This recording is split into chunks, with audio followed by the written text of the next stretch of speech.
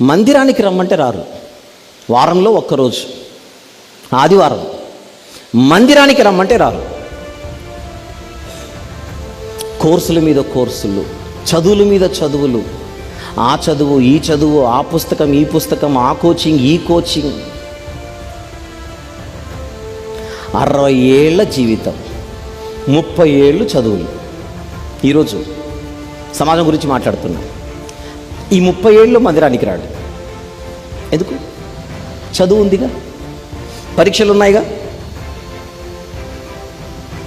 ఇంత చదివి ఏం చేస్తావు? మన కాళ్ళ మీద మనం నిలబడొద్దు, అది పాయింట్.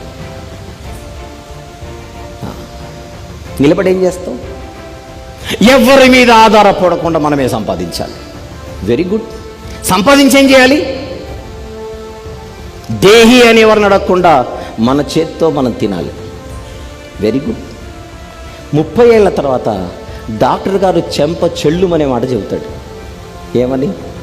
30 ఏళ్ళు తిని బతికావు, ఇప్పుడు తినకుంటే బతుకుతావని. అదేనా చెప్పేది డాక్టర్? 30 ఏళ్ళు తిని బతికావు, ఇక నువ్వు తింటే పోతావు.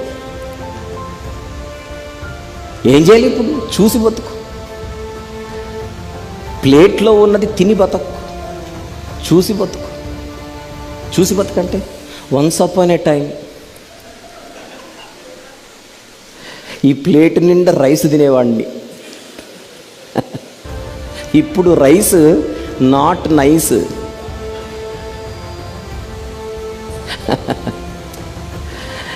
అన్నం తింటే కదా బతికేది. నో, పెద్దోళ్ళని అడగండి. ఇక్కడ చాలామంది పెద్దోళ్ళు ఉన్నారు, అన్నం మానేస్తే బతుకుతాం.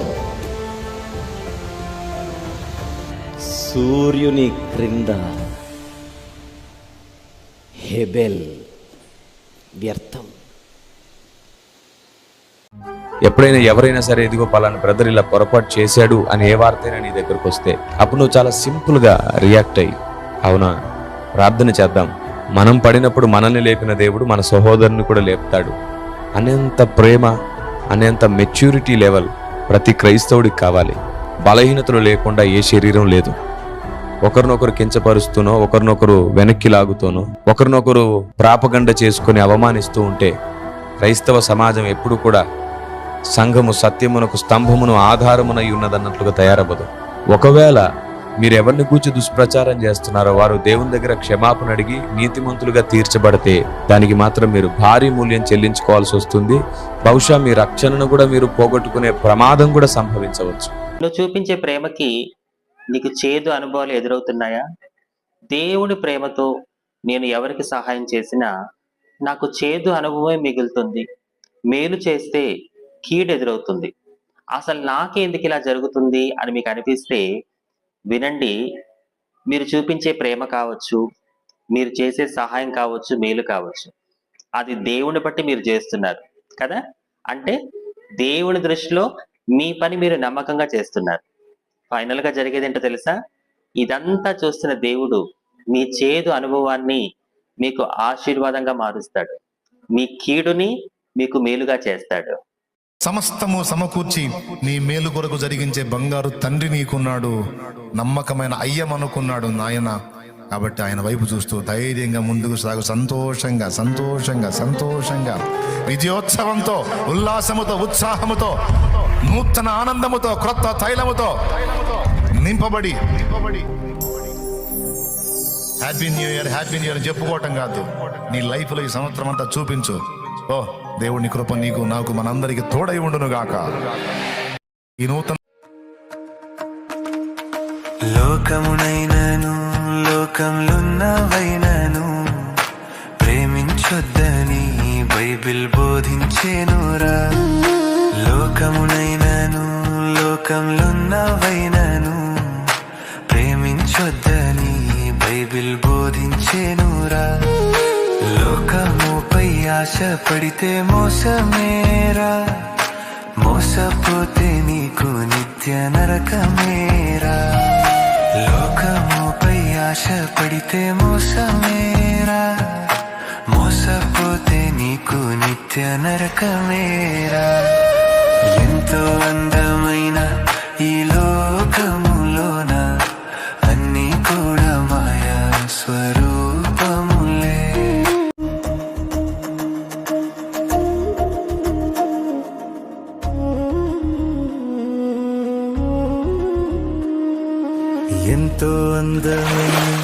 ఈ లోకములోన అన్నీ కూడా మాయా స్వరూపములే. ఎంతో అందమైన ఈ లోకములోన అన్నీ కూడా మాయా స్వరూపములే. ఒక్క రోజున అంతము వచ్చురా, అన్నిటిని లయము చేసిపోవురా. ఒక్క రోజున అంతము వచ్చురా, అన్నిటిని లయము చేసిపోవురా. ఎంతో అందమైన ఈ లోకములోన అన్నీ కూడా మాయా స్వరూపములే. అంటే ఆడవాళ్ళందరూ చక్కగా సంఖలో బైబిల్ పట్టుకొని వస్తున్నారట.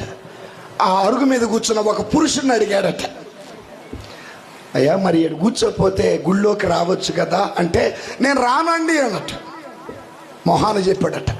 ఎందుకు అంత కర్రకండికి చెబుతున్నామంటే, మా ఆవిడ రోజు గుడికొచ్చి ఏమన్నా మారిందా? ఏమన్నా మారిందా? ఆదివారం రోజున నీ పూజ అయిపోగానే ఆ మొహం టీవీ కంటి కొట్టుకొని ఉంటుంది. అన్నం పెట్టదు, అన్నం వండదు. ఏంటంటే ఇది ఎడ్ల పల్లెలి ఎడ్ల పాడేలి బిర్యానీ తెచ్చుకోపో అందట. అమ్మా బైబిల్ పట్టుకొని గుడికి వస్తే సరిపోదమ్మా, మనలో కొత్తదనం రావాలి. క్రీస్తు మన మాటలలో కనపడాలి, క్రీస్తు మన ప్రవర్తనలో కనపడాలి, క్రీస్తు మన జీవితంలో కనపడాలి. ఎప్పుడైతే క్రీస్తు కనపడతాడో, దేవుని సన్నిధిలో చేరి దేవుణ్ణి ఆరాధించగలిగిన స్నేహితులు కలిగిన వారు నిజంగా ధన్యులండి. దాన్ని బట్టి హల్లెలూయా చెప్పమన్నా. అలాంటి బహుమానాలని దేవుడు మీకు ఇచ్చాడు కాబట్టి ఈరోజు లోకంలో, పాపంలో, లోకపు కార్యాల్లో, లోకపు క్రియల్లో స్నేహితులు ఎంతో మంది ఉన్నారు. వ్యర్థం, చివరికి నాశనం. కానీ దేవుళ్ళని నడిపించగలిగిన వారు, కనీసం నీ కొరకు ప్రార్థన చేయగలిగిన స్నేహితుడు ఒక్కడున్నా కూడా, ఒక్కతున్నా కూడా ఎంతో గొప్పది. 10 మంది ఆదరిస్తాను ఉండొచ్చేమో, కానీ ఒకరు నీ కొరకు ప్రార్థన చేస్తామన్నారా, రియల్లీ గ్రేట్. వెళ్తే ఆచారాలు మానేయాలి, సాంప్రదాయాలు మానేయాలి, కట్టడలు మానేయాలి. మాను. ఏ స్కూల్కి వెళ్తే యూనిఫామ్ వేయవా? బస్సు ఎక్కితే టికెట్ తీసుకోవా? ట్రైన్ ఎక్కితే టికెట్ కొనవా? బండి రోడ్డు మీద నడవడానికి పెట్రోల్ కొట్టించవా? గాలికి నడుస్తుందా? నీ ఇంటిలో నువ్వు వేస్తున్న ఫ్యాన్ లైట్ గా కరెంటు బిల్లు కట్టవా? ఫ్రీగా ఏమని ఇస్తున్నారు నీ కరెంటు?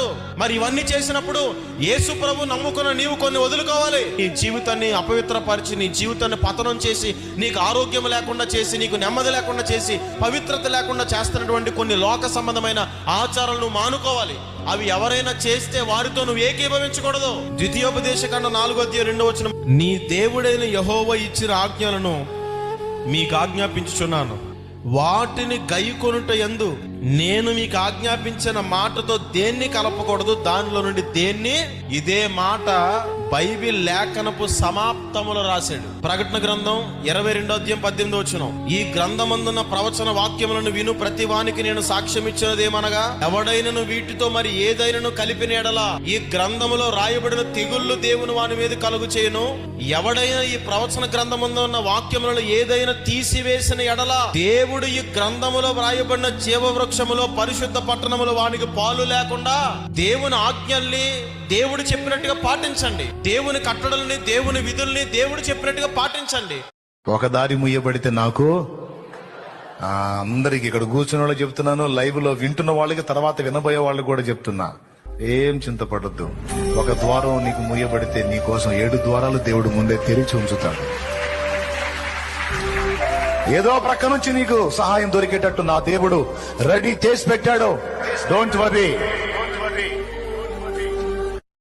శ్రమ పడటమే నీకు తెలుసు. అనుభవిస్తున్న బాధను బట్టి కృంగిపోవటం, కుమిలిపోవటం, ఏడవటం, దుఃఖపడటం, ఎందుకు నాకే ఈ పరిస్థితిని మొత్తుకోవటం నీకు అర్థమవుతుంది. అంతవరకు తెలుసు నీకు. కానీ రేపు ఆయన ఇవ్వబోయే మహిమను నువ్వు అనుభవించినాడు.